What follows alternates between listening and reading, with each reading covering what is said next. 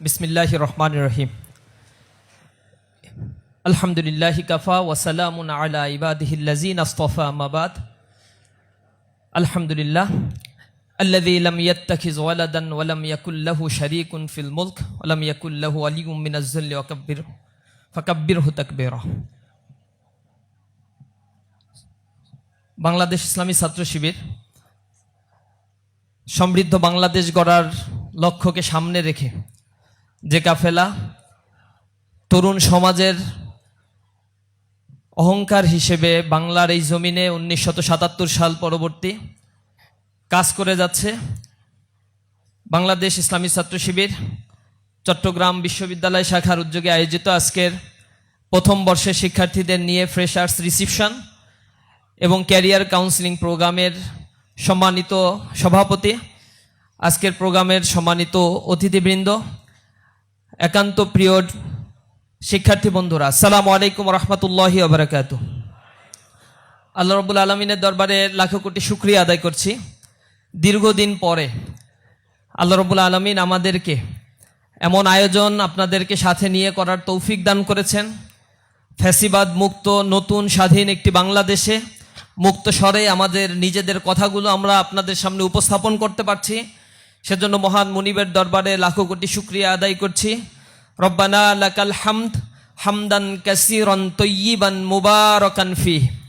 আল্লাহ রাব্বুল আলামিন আমাদেরকে আমাদের মেধাগুলোকে এ জাতির জন্য একটি সমৃদ্ধ বাংলাদেশ গড়ে তোলার জন্য কার্যকর ভূমিকা রাখার জন্য আল্লাহ আমাদেরকে সেই তৌফিক দান করুন।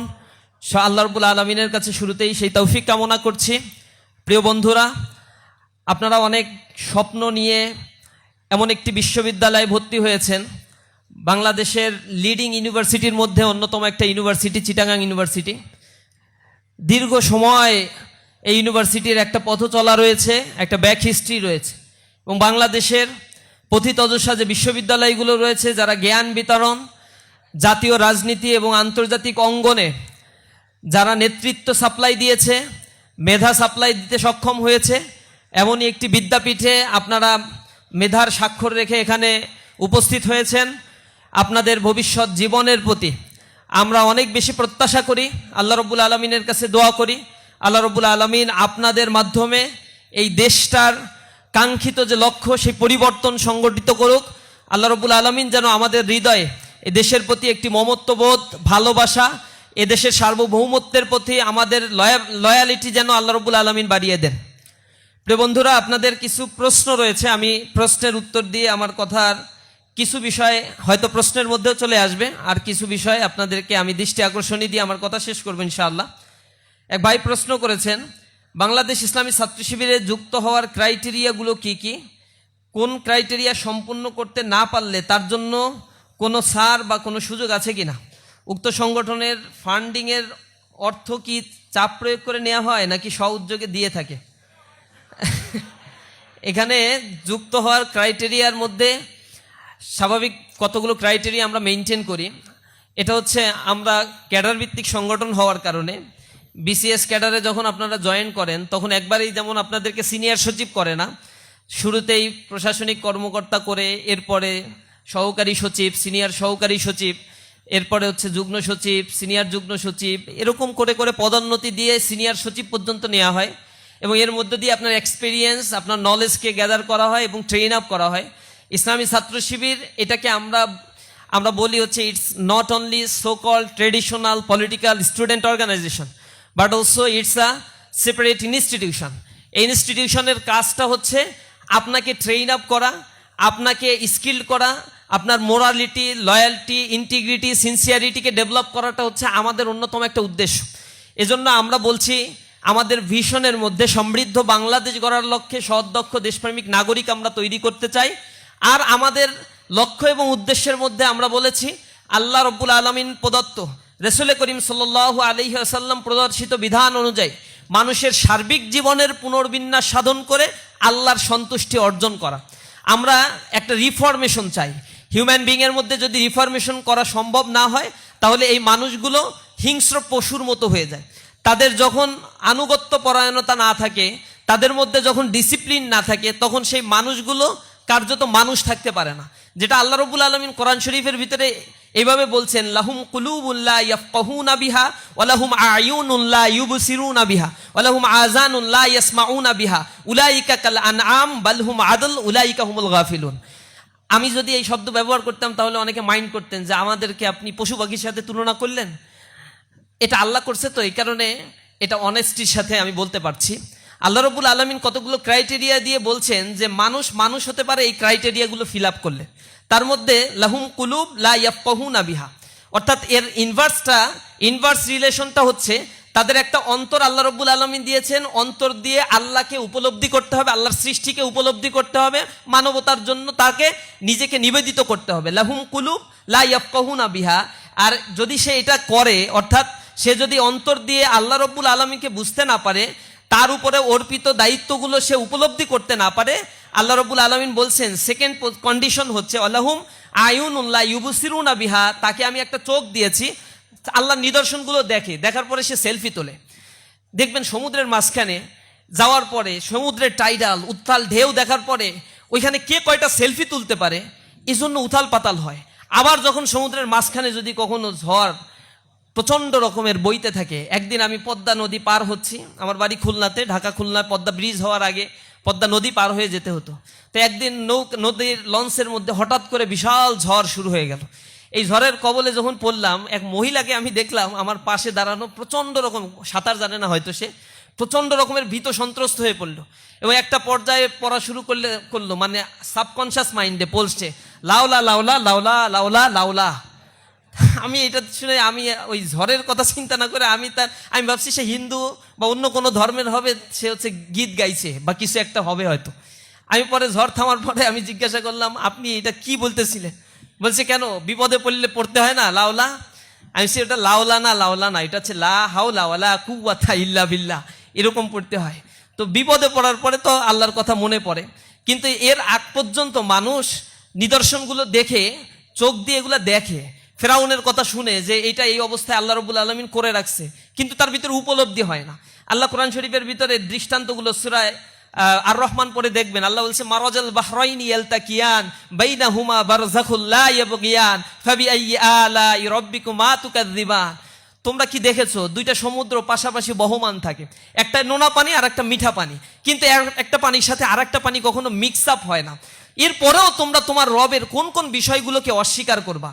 এরকম নানা ধরনের এক্সাম্পল আল্লাহ রাব্বুল আলামিন বলছেন। সূরা আদিয়ার মধ্যে পড়ে দেখবেন, সূরা ওয়াকিয়া পড়ে দেখবেন, আল্লাহ বলছে আদিয়াতি দাবহান ফাল মুরিয়াতি কদহান ফাল মুগীরাতি সুবহা ফাআসরনা বিহি নাকআন ফাওয়াসাতনা বিহি জামআ ইন্নাল ইনসানা লিরাব্বিহি লাকানুদ।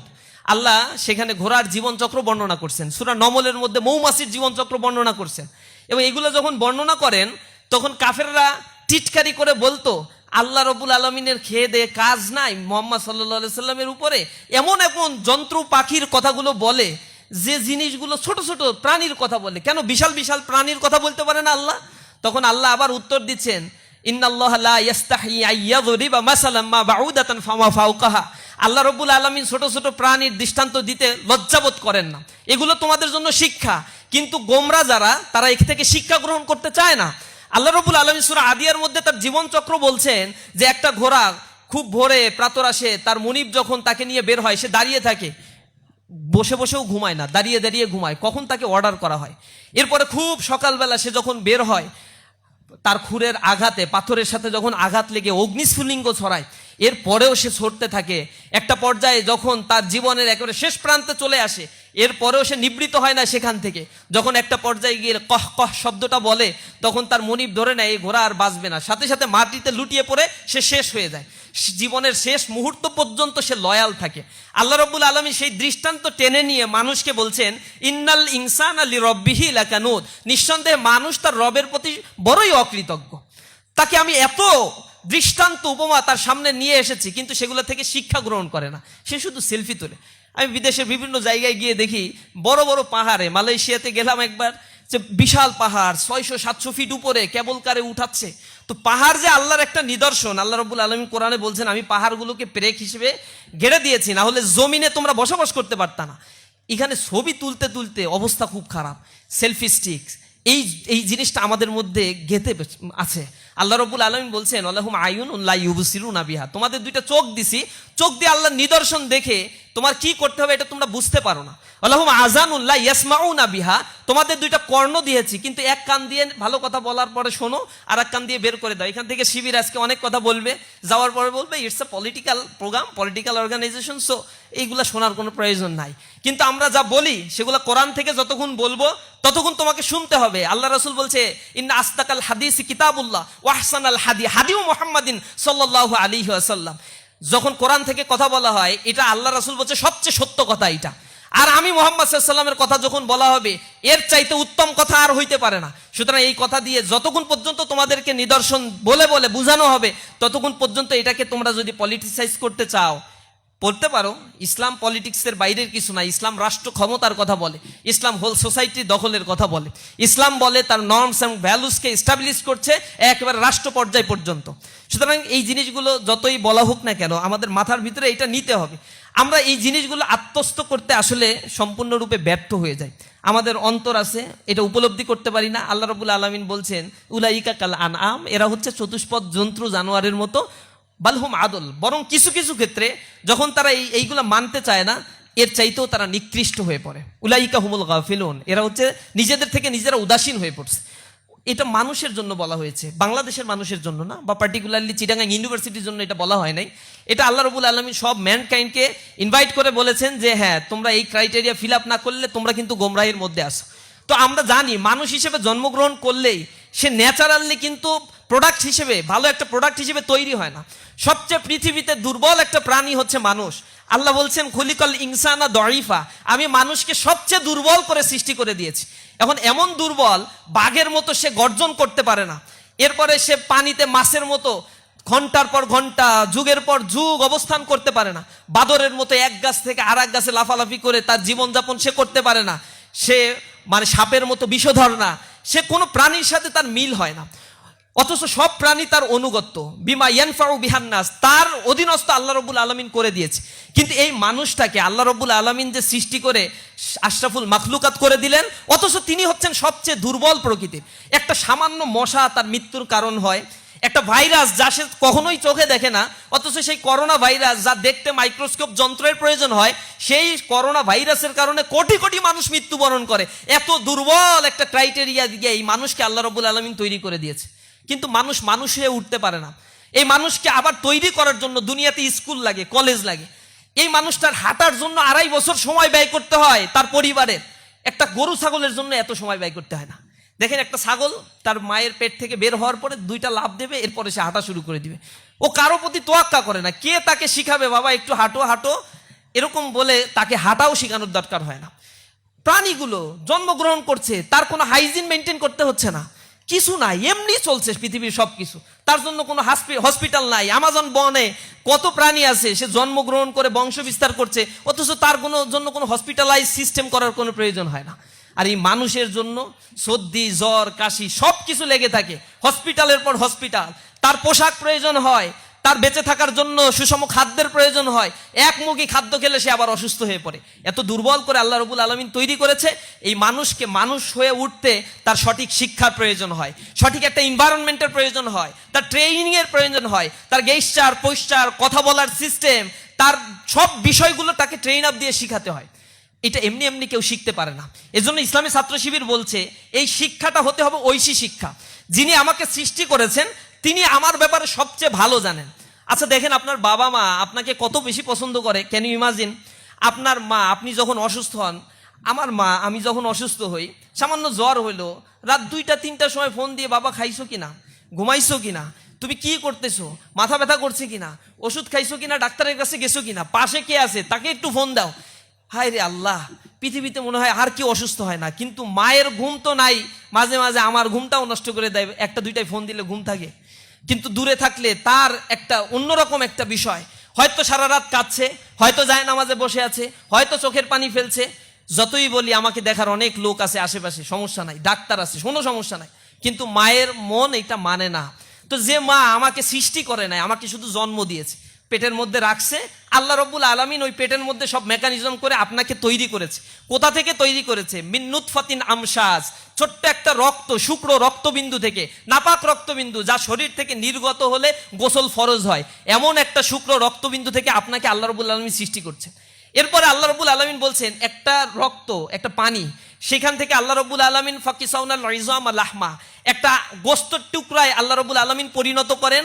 ওইটাকে আল্লাহ রব্বুল আলামিন আবার হাড় বানান, হাড়ের উপরে আবার গোস্ত দিয়ে ঢেকে দেন, এটাকে আবার আকৃতি করে দেন।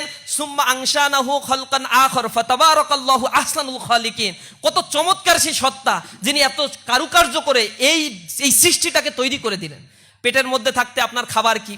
আপনার কোনো অ্যাসাইনমেন্ট লিখতে হয়, কোনো স্মারকলিপি লিখে আল্লাহর কাছে দাবি জানাইতে হয় যে আল্লাহ আমারে দয়া করে একটা চোখ দিও, টেরা বানায়ও না। আল্লাহ চুল ভালো করে দিও, কৃষক আলো যেন হয়। আল্লাহ রব্বুল আলামিন নাভিটা যেখানে আছে ওই জায়গা থেকে একটু উপরে বা নিচে দিয়ে দিলে কেমন লাগে, একটু পরীক্ষা নিরীক্ষা করে দেখো। আল্লাহ কিডনি তো 2টা দিছো, আমার মনে হয় আর একটা রিজার্ভে থাকলে ভালো হয়। এসব আবেদন করার কোনো স্কোপ আপনার আছে? আপনি আল্লাহর কাছে কিছুই বলেন না, কিছু আপনার মাও হয়তো বলে না এত কিছু, কিন্তু আল্লাহ রব্বুল আলামিন আপনাকে সুস্থ শরীরে পেটের মধ্যে কি মেকানিজম দিয়ে তৈরি করে, এখানে কারও কোনো ক্ষমতা নাই। আপনার খাবার কি? রক্তের মাধ্যমে আপনার মা যা খায় সেগুলো প্রসেস করে নাভির মাধ্যমে আল্লাহ রব্বুল আলামিন আপনাকে খাওয়াচ্ছে এবং আপনাকে একটা সুঠামো দেহ তৈরি করে মায়ের পেটের মধ্যে সংরক্ষিত জায়গায় আল্লাহ রব্বুল আলামিন সংরক্ষণ করে রাখছে এবং ফেরেশতা দিয়ে আল্লাহ রব্বুল আলামিন রক্ষণাবেক্ষণ করেন। কারণ রাতে যখন আপনার মা ঘুমায় তখন উপুড় হয়ে ঘুমালে ওই সন্তান তো চাপ লেগে মারা যাওয়ার কথা, কিন্তু মারা তো যায় না। অথচ মানুষ যখন ঘুমায় এটাকে বলা হয় একটা মৃত্যু। আপনারা একটা দোয়া পড়েন না যারা মুসলমান, ঘুমানোর সময় কি দোয়া পড়েন? আল্লাহুম্মা বিইসমিকা আমুতু ওয়া আহইয়া। আমুতু মানে আমি মরতে যাচ্ছি, আমাকে জীবিত করে দিও, মানে হচ্ছে মৃত্যু। ঘুমটা হচ্ছে খণ্ডকালীন একটা মৃত্যু। এই মৃত্যুবরণ করার পরে মানুষের হিতাহিত জ্ঞান থাকার কথা না। ওই মা যখন ঘুমায় উপুড় হয়ে ঘুমালে সেই সন্তান তো চাপা লেগে মারা যাওয়ার কথা। তার রক্ষণাবেক্ষণের দায়িত্ব কে পালন করে থাকে? আল্লাহ রাব্বুল আলামিন বলছেন এই দায়িত্বটা তো আমি পালন করি। এরপরে যখন তুমি দুনিয়াতে আসো, তোমারে যদি ঠেসে এরপরে বলা হইতো যে পেটের মধ্যে এতক্ষণ ছিলি, রক্ত খাইছিস, এখনো রক্ত খাবি তুই, ও বাঁচবে কোনো দিন? ওকে দুনিয়ায় আসার পরে কত চমৎকার করে গড়ে তুলতে হয়। আল্লাহ রাব্বুল আলামিন সেই মানুষকে খোঁটা দিয়ে বলছেন হাল আতা আলাল ইনসানি হিনুম মিনাদ দাহরি লাম ইয়াকুন শাইআম মাযকুরা। মানুষের জন্য কি কখনোই কোনো সময় এমন ছিল না যখন এই দুনিয়াতে মানুষ আলোচনার কোনো বিষয়বস্তুই ছিল না? তুমি পৃথিবীতে আসার আগে তোমার নাম আব্দুর রহিম, আব্দুল করিম, আব্দুল সালাম হবে, এটা কে চিন্তা করছে? তুমি দুনিয়াতে আসছো, এর পরেই না তোমাকে নিয়ে ভাবা শুরু হয়েছে এই পৃথিবীর মানুষদের যে তোমার একটা নাম রাখতে হবে, তোমার একটা বসবাসের জায়গা লাগবে, তুমি বড় হলে তোমার জন্য একটা বন্দোবস্ত করতে হবে। আবার তুমি পৃথিবী থেকে চলে যাবা, চলে যাওয়ার পরে 2 প্রজন্ম পাস্ট হয়ে গেলে তোমার কথাও এই পৃথিবী আর কোনোদিন স্মরণ রাখবে না। এরকম কোটি কোটি মানুষ পৃথিবী থেকে বিদায় নিয়ে চলে গিয়েছে। সুতরাং তুমি পৃথিবীতে কেন এসেছো, কেনই তোমাকে এত সম্মানিত করে পৃথিবীতে সৃষ্টি করা হলো, এই দার্শনিক ভিত্তিটা যদি না বুঝতে পারেন তখন বুঝবেন, তখন বলবেন eat drink and be merry. The only purpose of human being is to eat drink and be merry. খাও দাও ফুর্তি করো, পরের দিন বাঁচবা কিনা বলতে পারো? এরকম চিৎকার যারা করে তাদের দুনিয়াতে তো চুরি করুক, বাটপারি করুক, মানুষের সম্পদ মেরে খাক, আর সম্পদের পাহাড় করুক, তাদের কি যায় আসে? তারা আনইথিক্যাল অ্যাক্টিভিজম করবেই, তারা ফ্রি সেক্স লিভিং টুগেদারকে প্রমোট করবেই, তারা ফ্যামিলি বন্ডিংগুলোকে ভেঙে সারখার করে দেবে, তারা পাশবিক জীবনযাপন করবে। This is so much natural system, এগুলো তারা করে থাকে। সুতরাং এই জায়গায় আসল নলেজটা আসলে কোথা থেকে আসছে? তোমার রব তোমাকে কত ভালোবাসেন, যিনি এত চমৎকারভাবে তোমাকে সৃষ্টি করে দিলেন, আর যিনি সৃষ্টি করেছেন তিনি তোমার জন্য কোন আইনটা সবচেয়ে কল্যাণকর সে সবচেয়ে ভালো বুঝবে। তোমার মা যেমন তোমাকে শুধু পেটে রাখার কারণে এত মায়া মহব্বত করে, আর যিনি সৃষ্টি করে ফেলছেন তিনি কতটা ভালোবাসবেন তোমাকে। সুতরাং তিনি তোমার জন্য একটা আইন করে দিয়েছেন, তার আইনই সবচেয়ে ভালো আইন, মানুষ যা তৈরি করে তার সুবিধার জন্য। আওয়ামী আমলে যে আইন করছে শুধু আওয়ামী পুনর্বাসনের জন্য, আবার সামনে যে আইন হবে মানুষ তৈরি যে আইনগুলো করবে এগুলো তাদের সুবিধার জন্য। এর আগে যারা আইন তৈরি করছে নিজেদের সুবিধার জন্য, ম্যাস পিপলের সুবিধার জন্য মানুষ আইন করে খুবই কম। মানুষ তার নিজের স্বার্থগুলোকেই সামনে দেখে। তো আসলেই আমার জীবন দর্শনটাই, ফিলসফিটা কিভাবে চলবে এই জিনিসটা আমাকে জানতে হয়। জানার জন্য ইনস্টিটিউশনাল ফরমেশন প্রয়োজন, কিন্তু দুর্ভাগ্য আমার দেশের একাডেমিক আর ইনস্টিটিউশনাল সিস্টেমগুলো শুধু মানুষ তৈরি করেছে, মানবতা বা মানবিক গুণ সম্পন্ন মানুষ তৈরি করতে তারা সম্পূর্ণ ব্যর্থ হয়েছে। এ কারণে তারা দুর্নীতি করে, স্বজনপ্রীতি করে, নেপোটিজম, মানে মানুষের অর্থ সম্পদ লোপাট করে বিদেশে সেকেন্ড হোম তৈরি করে, নিজেরা ভালো থাকার জন্য যা ইচ্ছা তাই করে, আর একজন মানুষকে হত্যা, শাহজাতিকে হত্যা করতে তারা দ্বিধা সংকোচ করে না। সুতরাং এই জায়গা থেকে আমাদের একটা আত্মিক রিফরমেশন দরকার। ইসলামী ছাত্র শিবির বলছে তোমাকে কোরআন এবং সুন্নাহের আলোকে তোমাকে রিফরমেশন করতে হবে নিজেকে, আর এই রিফরমেশন করার প্রজেক্টটাই হচ্ছে ইসলামী ছাত্র শিবির চালায়। এটাই হচ্ছে আমাদের মূল লক্ষ্য এবং উদ্দেশ্য। আর এটা আমরা এ কারণে করি না যে এটা করার পরে অনেক টাকার মালিক হব, আপনারা এই সংগঠনে আসলে চাঁদা দিবেন, সেটা দিয়ে অনেক আমাদের ওই গাড়ি বাড়ি এগুলো হয়ে যাবে।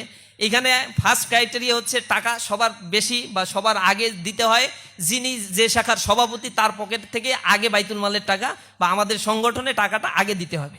এরপরে যারা হচ্ছে উপরের দিকে পদে আসে দ্বিতীয় পর্যায়ে তাদের কাছ থেকে আগে টাকা নেওয়া হয়। এটা বাধ্যতামূলক অনেকটা। তুমি যদি অর্থ স্যাক্রিফাইস না করতে পারো, আল্লাহ রাব্বুল আলামিন বলছে আল্লাযীনা ইউনফিকুনা ফিস সাররাই ওয়াজ যাররাই ওয়াল কাযিমিনাল গায়জ ওয়াল আফিনা আনিন নাস। আল্লাহ রাব্বুল আলামিন বলছেন সচ্ছল থাকো অসচ্ছল থাকো, দান করতে হবে। এই টাকাগুলোর সুষ্ঠু তদারকি হয়, এমন না যে টাকা কিছু পাইলাম, কিছু ডান পকেটে কিছু বা পকেটে ঢুকাই দিলাম, নেতা আমি যা ইচ্ছা তাই করতে পারবো। এখানে এই সুযোগটা নাই। নেতাকে আবার অডিটের মুখোমুখি হইতে হয়, মাস শেষে রিপোর্ট পেশ করতে হয়, কয় টাকা কে দিল, কোথায় কি খরচ করলা। এই যে প্রোগ্রাম করা হচ্ছে, যা খরচ হচ্ছে 2 দিন পরে, আজকেই মনে হয় বিকালে আবার মিটিং করে ওইটা বুঝাই দিতে হবে কয় টাকা খরচ হইলো, কোত্থেকে আয় হইলো, কোত্থেকে ব্যয় হয়েছে, কত কি আছে আর কত কি লাগবে। যদি লাগে তাহলে ভাগ করে নাও সবাই, আর যদি না লাগে তাহলে ঠিক আছে আলহামদুলিল্লাহ, উদ্বৃত্ত আছে, পরের প্রোগ্রামটা ভালো করে করব। এগুলো আমাদের সংগঠনের বেসিক সিস্টেম, এভাবেই আমাদের অর্থায়নগুলো হয়ে থাকে। তো আলহামদুলিল্লাহ ইসলামী ছাত্র শিবির করতে গেলে বেসিক ক্রাইটেরিয়া আপনাকে কিছু মানে ভালো মানুষ হতে হবে, একটু লেখাপড়া করতে হবে, ইসলাম সম্বন্ধে জানতে হবে। এইগুলা ফিল আপ করলে ইসলামী ছাত্র শিবির করা যায়, এটা খুব কঠিন কিছু না। আরেক ভাই প্রশ্ন করছেন যে কেউ একজন কেন বাংলাদেশ ইসলামী ছাত্র শিবিরে যোগদান করবে। এটা আমি মনে হয় অনেক কিছুই বলে ফেলছি। আমার ছাত্র শিবিরে যোগদান করতে আমরা কখনো বলি না। ইসলামী ছাত্র শিবিরে এত মানে এমন কোনো সংগঠন ইসলামী ছাত্র শিবির না যার প্রচুর পরিমাণে লোক দরকার, এ কারণে সে সবাইকে তার দলে যোগদান করাবে। ইসলামী ছাত্র শিবিরের মূল জায়গাটা হচ্ছে ইসলামী ছাত্র শিবির আদর্শের কথা বলে এবং ইসলামের কথা বলে। তো ইসলামটা আপনি শেখার জন্য আপনাকে যদি মনে হয় যে ইসলাম শেখার পরে ইসলামী ছাত্র শিবির এটা এই সমাজ ব্যবস্থা পরিবর্তনের জন্য একটা অনুঘটক হিসেবে কাজ করছে, আপনি ইসলামী ছাত্র শিবির করতে পারেন। ইসলামী ছাত্র শিবির করার আগে ভালো একজন মানুষ হওয়া দরকার, ইসলামী ছাত্র শিবির করার আগে ভালো একজন মুসলমান হওয়া দরকার, এবং আপনি যদি অন্য ধর্মাবলম্বী হন তাহলে ওই ধর্মের প্রতি আপনার লয়ালটি অনেক বেশি বাড়ানো দরকার। প্রথম বর্ষে আপনার ক্যারিয়ার নিয়ে যে স্বপ্ন পরিকল্পনা ছিল, আজকে আপনি সেই পথে হাঁটছেন নাকি ভিন্ন কোনো অভিজ্ঞতা আপনাকে নতুন পথে নিয়ে গেছে? সময়ের সাথে সাথে সেই পরিকল্পনা কেন পরিবর্তন এসেছে? এটা নিয়ে আমার একটা রিসার্চ করা হয়েছে। আমি মাস্টার্সের রিসার্চ ছিল career aspiration of the student of south coastal region in Bangladesh. তো ক্যারিয়ার অ্যাসপাইরেশনটা কেন মানুষের আসলে পরিবর্তন হয়। ফার্স্ট ইয়ারে থাকার সময় আমার খুব মনে পড়ে, ইউনিভার্সিটিতে যখন আমি ভর্তি হই, আমি ইকোনমিক্সের স্টুডেন্ট। তা আমার হেড স্যার আমাকে প্রথম দিনই সবার ক্যারিয়ার ডিজার্ভেশন শুনছিল। তা আমি দাঁড়িয়ে টিচারকে বলছিলাম যে আমি যেটা বলবো সেটা শোনার পরে তো আপনারা হাসবেন। তো স্যার বললো যে না, হাসবে কেন, ক্যারিয়ারের কথা বললে হাসবে কেন? আমি বলছি না, এটা অনেকের কাছে দুঃস্বপ্নের মতো মনে হইতে পারে। তা স্যার বললে যে তুমি বলো সাহস করে। তা আমি বললাম যে আমি তো বাংলাদেশের অর্থমন্ত্রী হতে চাই। এটা বলার পরে সবাই আসলে হেসে দিস। তা আমি একটু লজ্জা পেলাম। আমি বলছি স্যার এটাই একমাত্র আমার ইচ্ছা। যদিও এটা সে সময় আনাড়িভাবেই বলেছিলাম, কারণ খুলনা ইউনিভার্সিটিতে পলিটিক্স নাই, আমারও সেভাবে পলিটিক্সে ওইখানে এঙ্গেজমেন্ট নাই। সুতরাং সেটা তো আসলে ফিল আপ করা খুব কঠিন কাজ। পরবর্তীতে হলো বিসিএস ক্যাডারের চাহিদা, পড়াশোনা করলাম, বাইবা টাইবা দিলাম, কিন্তু জেলখানায় থাকার কারণে এই গভর্নমেন্ট তো তখন আমাদেরকে জয়েন করতে দিত না। তো সেই জায়গা থেকে ক্যারিয়ার ট্র্যাক এখন আবার চেঞ্জ হয়েছে, এখন আরও কিছু রিজার্ভেশন আছে। আপনারা দোয়া করেন সেটা যেন ফিল আপ করতে পারি। তবে মানুষের চাহিদাগুলো সময়ের আলোকে পরিবর্তন হয়, কষ্ট করতে হয়, কষ্ট করার পরে যেটা অর্জন হয় এটা আল্লাহ রব্বুল আলমিনের পক্ষ থেকে ফয়সালা, আল কদরি খৈরিহি ওয়াশাররিহি মিনাল্লাহি তাআলা, ভালো মন্দ আল্লাহ রব্বুল আলমিনের পক্ষ থেকেই হয়। প্রতিকূল পরিবেশে দিন পালনের ক্ষেত্রে কিভাবে রিয়া থেকে নিজেকে বাঁচাবো, একই সাথে কুধারণা থেকে বাঁচার উপায় কি? কুধারণা হচ্ছে কবিরা গুনাহ। কুধারণা থেকে বাঁচার জন্য বেশি বেশি কোরআন এবং সুন্নাহের সাথে সম্পর্ক ডেভেলপ করতে হবে, আর নিজেকে সুপিরিয়র কমপ্লেক্স থেকে বাঁচানোর জন্য চেষ্টা করতে হবে। অহংকার মুক্ত জীবনযাপন করবেন, নিজের বরত্ব মানুষের সামনে প্রকাশ করবেন না।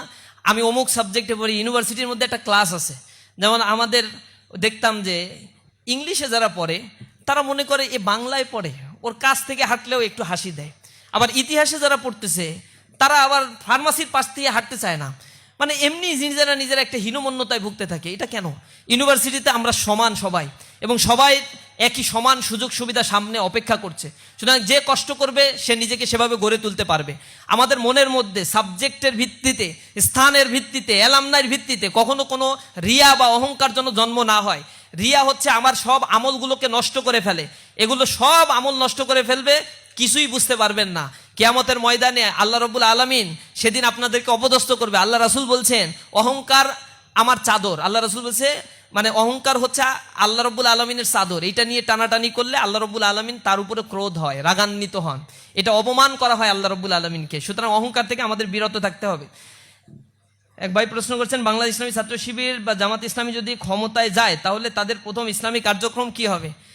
ইসলামী ছাত্র শিবির ক্ষমতায় যাওয়ার পরে, ইসলামী ছাত্র শিবির তার ক্ষমতায় যাবে না, ছাত্র শিবির ইলেকশনও করে না, এটা স্টুডেন্ট অর্গানাইজেশন। স্টুডেন্ট অর্গানাইজেশন হিসেবে পলিটিক্যাল অ্যাফিলিয়েশন আমাদের নাই। যেটা থাকে কনসাসমূলক, এবং আমরা সবসময় চেষ্টা করি যখন পলিটিক্যালি কোনো ক্রাইসিস তৈরি হয় তখন ভূমিকা রাখার জন্য, কিন্তু পলিটিক্যালি আমরা কোনো ইলেকশনে অংশগ্রহণ করি না।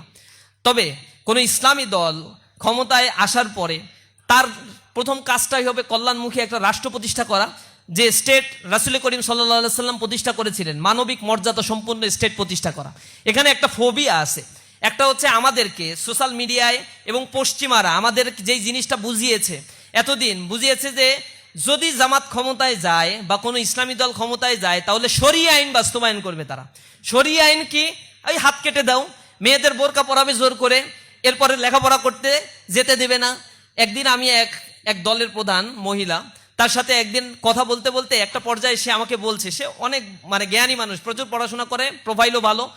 তো তিনি আমাকে বলছেন যে তোমার একটা প্রশ্ন আছে আমার, তুমি একটু বলো তো বাবা, তোমরা যদি ক্ষমতায় যাও তাহলে আমার পেশায় কি আমারে থাকতে দেবা? আমার 2টা মেয়ে আছে, ওরা কি স্কুল করতে পারবে? আমি অবাক হয়ে বললাম যে আপনার এই প্রশ্নের জন্মানোর কারণ কি? বলছে না, তোমাদের তো এমনি ভালোবাসি, কিন্তু তোমরা ক্ষমতায় গেলে কি না কি করে ফেলো ভাই। এইগুলো মানুষ বলে, আমাদের বলছে যে তোমরা মেয়েদের নাকি ঘর থেকে বের হইতে দেবা না, পড়তে দেবা না, এরপরে ওই যে কি বলে শরীয়তের আইন বাস্তবায়ন করবা, হাত কেটে দেবা। শরীয়ত কি খালি হাত কাটা?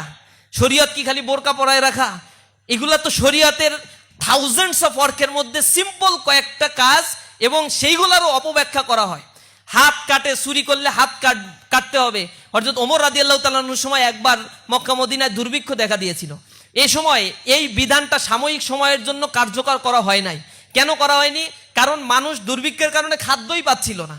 তখন মানুষ চুরি করে হোক, যেভাবে হোক, নিজে সার্ভাইভ করার চেষ্টা করছিল। এই সময় ওমর রাদিয়াল্লাহু তাআলা আনহুর কাছে অত্যাধিক চুরির কেস যখন আসছিল, ওমর রাদিয়াল্লাহু তাআলা আনহু বলেছেন যে না, যতক্ষণ না পর্যন্ত সবার মুখে আমি খাদ্য পৌঁছে দিতে পারি ততক্ষণ না পর্যন্ত এই বিধান কার্যকর করা আমার জন্য শোভনীয় নয়। ইসলাম এরকম রিল্যাক্স, ফ্লেক্সিবল। আমাদের বলা হয় যে তুমি যদি ইসলামী আইন বাস্তবায়ন হয় তাহলে হিন্দু যারা থাকবে, অমুসলিম যারা থাকবে, তাদের তো তোমরা মনে হয় দেশ থেকে বের করে দিবা। কিন্তু ইসলামী শরীয়ত বলে অমুসলিমদের নিরাপত্তার বিধান ইসলামী রাষ্ট্রে মুসলমানদের করতে হবে আগে, অগ্রাধিকারের ভিত্তিতে। বলে যে জিজিয়া কর দিতে হবে, যে আমাদের কর দিয়ে থাকতে হবে, অনেক টাকা কর। ইচ্ছা করলে মুসলিম রাষ্ট্রে, এটা গরিব রাষ্ট্র হইলে জিজিয়া কর মৌকুব করে দিতে পারে, কিন্তু জাকাত মৌকুব করার কোনো ক্ষমতা কারো নাই। মুসলমানদের মাস্ট বি জাকাত দিতে হবে, আর জিজিয়া কর ডিপেন্ড করে রাষ্ট্রের পলিসির উপরে। ইচ্ছা করলে তারা মৌকুবও করে দিতে পারে। আর এই করটা কেন নেয়? এখন ট্যাক্স দেন সরকারকে রাস্তাঘাট, ডেভেলপমেন্ট ওয়ার্ক, নিরাপত্তার কাজের জন্য। ঠিক অমুসলিমদের কাছ থেকে জিজিয়া কর নেওয়া হবে তাদের নিরাপত্তা, তাদের সেফটি সিকিউরিটি, তাদের ফুড সিকিউরিটি, তাদের কালচারাল সিকিউরিটি সব কিছু দেওয়ার জন্য এই জিজিয়া করটা ইসলাম নেওয়া হবে, ইসলাম নেয়। তো এইগুলো খুবই নর্মাল বিষয়, কিন্তু এইখানে শরীয়তের আইন বলতে বোঝায় বোরকা পরে থাকা, এরকম কয়েকটা জিনিস। কিন্তু শরীয়তের থাউজেন্ডস অফ রুলস আছে। শরীয়ত বলতে আমরা যেটা বুঝি, ইসলামী শরীয়ত, ইসলামিক ল, ইসলামিক যে সিভিল ল, ক্রিমিনাল ল, এই জিনিসগুলো একেবারে ডিফাইন করে দেয়া আছে। ইসলামী শরীয়ত বলে জাস্টিসের কথা। ইসলামী শরীয়ত যদি বাস্তবায়ন হয় তাহলে ওজনে কম দিতে পারবে না, এটা হচ্ছে শরীয়ত।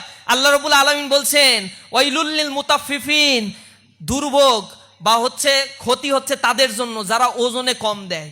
যখন নিজেরা ওজন করে নেয় তখন বেশি নেয়, আর যখন আরেকজনকে দেয় তখন কম করে দেয়। যারা এরকম করবে ইসলামী রাষ্ট্রে তাদেরকে অবাঞ্ছিত ঘোষণা করা হবে। এটা হচ্ছে নাগরিক অধিকার ফিরিয়ে দেয়া।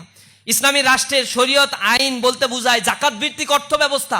এই জাকাত ভিত্তিক অর্থ ব্যবস্থা রিসার্চ করে দেখা গিয়েছে যদি একটা রাষ্ট্রে ইমপ্লিমেন্টেশন করা যায়, অল্প সময়ের মধ্যে একটা রাষ্ট্র থেকে দারিদ্রতা বিমোচন করা সম্ভব। যেমনি ওমর রাদিয়াল্লাহু তাআলা আনহুর সময় জাকাত ভিত্তিক অর্থ ব্যবস্থা থাকার কারণে এক ব্যক্তি, ঘটনা হচ্ছে তিনি বস্তা ভরে দিনার নিয়ে হেঁটে বেড়াচ্ছেন, খুঁজতেছেন জাকাতের টাকা দিবেন কাকে দিবেন, খুঁজে পাচ্ছেন না। একটা পর্যায়ে এক লোককে পাইলো, উস্কো শুষ্ক চেহারা এবং একটা বস্তা নিয়ে ঘুরে বেড়াচ্ছে। এরপরে সে জিজ্ঞাসা করলো যে বাবা, তোমারেও তো খুঁজতেছি আমি, জাকাতের টাকা আমার অনেক রয়েছে, এটা দেওয়ার লোক নাই, তুমি এগুলা নিয়ে আমাকে মাফ করো। ওই লোকটা বলছে, এই তোমার এটার মধ্যে কয় টাকা আছে?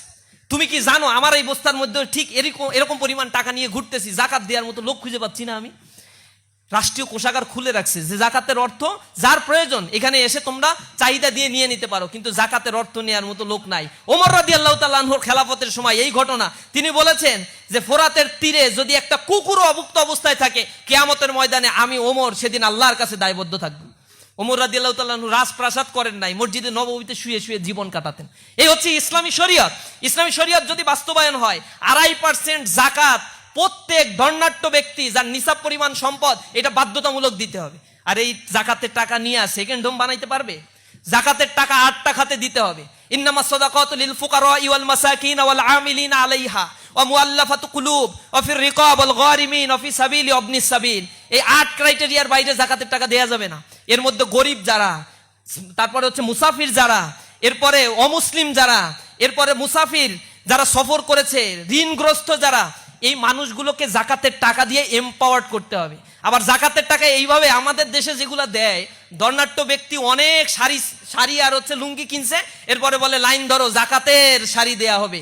জাকাতের শাড়ি মানে হচ্ছে এক ধোয়ায় রং উঠে যাবে, এরপরে মার থাকবে না, এটা হচ্ছে জাকাতের শাড়ি। ইসলামী রাষ্ট্র বলছে জাকাত এইভাবে দিতে হবে না। জাকাত একজন ব্যক্তিকে দেবা, গরিব থেকে সে স্বাবলম্বী হবে। একজন ব্যক্তিকে জাকাতের টাকা দিবা এবং এর প্রায়োরিটি হবে তোমার আত্মীয় স্বজন আগে, এরপরে আত্মীয় স্বজন, পাড়া প্রতিবেশী, এরপরে দূরবর্তী তুমি যাকে দাও। এই জাকাতের টাকা দিয়ে এক একজন মানুষকে সলভেন্ট করে দিবা। ইকোনমিক ভ্যালু, ইকোনমিক পাওয়ার জাকাতের এত বেশি, একটা রাষ্ট্র কাঠামোকে পরিবর্তন করে দেয়। সুদ যেভাবে একটা সমাজ ব্যবস্থাকে ধ্বংস করে দিয়েছে, পৃথিবীতে ক্যাপিটাল ইকোনমি আমরা দেখেছি, আমরা মিক্সড ইকোনমি দেখেছি, এই পুঁজিবাদী অর্থ ব্যবস্থা আমাদেরকে ধ্বংস করে ছাড়ছে। আজকে আমি এখানে দাঁড়িয়ে বলছি বাংলাদেশের মাথাপিছু আয় 2882 মার্কিন ডলার। এটা শুভঙ্করের ফাঁকি। তুমি আমি 2882 মার্কিন ডলার ভোগ করতে পারি না। আমাদের ইনকাম ডিসপারশন এত হাই, তুমি কল্পনা করতে পারবা না। পৃথিবীর অনেক দেশে 140-50তম আমরা ইনকাম ডিসপারশনের ক্ষেত্রে। মানে এত বেশি, 5% মানুষের কাছে এই দেশের, এই রাষ্ট্রের 80% সম্পদ জিম্মি। ব্যানবেজ বলছে এই কথা। 80% সম্পদ জিম্মি হয়ে আছে। এক এসালম গ্রুপ, এই চিটাগাঙেরই, 12টা ব্যাংক লুটপাট করছে। মানুষের আমানতগুলো নিয়ে তার বউয়ের নামে, তার সন্তানের নামে, ছালার নামে, শালির নামে, সবার নামে এক একটা ইন্ডাস্ট্রি খুলে লোপাট করে হাজার হাজার কোটি টাকা বিদেশে পাচার করে ফেলছে। অথচ ব্যাংকে টাকা জমা দাও তুমি, দেখো কত শুভঙ্করের ফাঁকি দেয়। ব্যাংকে এক দফা আমি টাকা জমা দেই, আমার টাকা ডাকাতি করে, এটা তো আর চুরি না। আগে তো ডাকাতি করতে হচ্ছে বন্দুক নিয়ে যাওয়া লাগতো, এখন ডাকাতি করতে গেলে একটা ব্যাংক খুলে নিলে কাজ হয়ে যায়। ব্যাংক খুলে নিয়ে বসে আছে, সবাই টাকা জমা দেয়, এরপর লুটপাট করে নিয়ে চলে গেল। এইগুলো হচ্ছে আধুনিক ডাকাতির সিস্টেম। এই ডাকাতদেরকে আইডেন্টিফাই করতে হবে যারা মানুষের সম্পদগুলো লুটপাট করে। ইসলামী শরীয়ত আসলে এই লুটপাট সব বন্ধ হয়ে যাবে। এই যে জাকাত, এই যে অর্থ ব্যবস্থার মধ্য দিয়ে, মনে করো এই ব্যাংকে আমি টাকা জমা দিলাম, এরপরে এই টাকা সে লুটপাট করলো। এখন এই ব্যাংক যেহেতু আবার চালাতে হবে, তখন বাংলাদেশ ব্যাংক থেকে এখানে আবার টাকা থোক বরাদ্দ দেওয়া হয়। বাংলাদেশ ব্যাংক কোথায় টাকা পাবে? বাংলাদেশের বাজেট থেকে নিয়ে আসো টাকা। বাজেটের টাকা কোথা থেকে আসে? জনগণের ট্যাক্সের টাকা কালেকশন করো। এক হচ্ছে ডিরেক্ট ট্যাক্স, আর একটা হচ্ছে indirect tax. Indirect tax you are bound to pay. তুমি এখানে বসে আসো, একটা পাঞ্জাবি কেন, একটা টুপি কেন, একটা কলম কেন, 15% ট্যাক্স তোমাকে দিতে হবে, তুমি বাধ্য। কিন্তু ডিরেক্ট ট্যাক্স যারা ধর্নাঢ্য, তাদের ট্যাক্স দেওয়ার ক্ষেত্রে কত যে ফাঁকি। রিসার্চ বলছে মাত্র 25% ট্যাক্স পেয়ার বাংলাদেশে ট্যাক্স দেয়, যাদের ট্যাক্স দেওয়ার সামর্থ্য আছে, কিন্তু মাত্র 25% দেয়। 75% ট্যাক্স আদায় করতে পারে না। তার মধ্যে ম্যাক্সিমাম হচ্ছে রুলিং পার্টির লোকজন, তারা ট্যাক্স দেয় না। কোটি কোটি টাকার মালিক অল্প কিছু ট্যাক্স দিয়ে বলে আমার ট্যাক্স দেয়া হয়ে গেছে। এরকম ভাবে লুটপাট করছে আমার দেশের টাকা। দেখো, একদিকে তুমি টাকা জমা দাও রাষ্ট্রীয় কোষাগারে, ট্যাক্সের টাকা, সেইটা থেকে আবার ব্যাংকে রিফিল করে, আবার ব্যাংকে তুমি টাকা দাও, সেইটা আবার লুটপাট করে নিয়ে যায়। 2 দফা তোমার টাকা লুটপাট হয়। এই হচ্ছে আমার দেশের মাথাপিছু আয় 2882 মার্কিন ডলার। এইভাবে করে করে একটা জাতিকে বোকা বানানো হচ্ছে। মেধাবীরা এই ব্যাপারে সোচ্চার হতে হবে। এর আগে এই ব্যাপারে কথা বলতে গিয়ে আমাদের আবরার ফাহাদ শহীদ হয়েছে।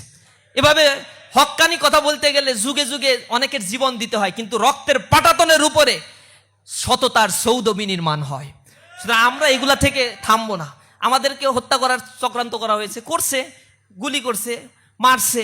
এখানে আমাদের এই ভাই আছে, আশিক ভাই আছে, এখন হয়তো ভাই অনেক বড় হাই প্রোফাইল, অনেক ভালো জায়গায় চলে গেছে, কিন্তু এই বিশ্ববিদ্যালয়ে তাকে মানে ওরা হত্যা করার উদ্দেশ্যেই তার উপরে অস্ত্র দিয়ে আঘাত করেছিল।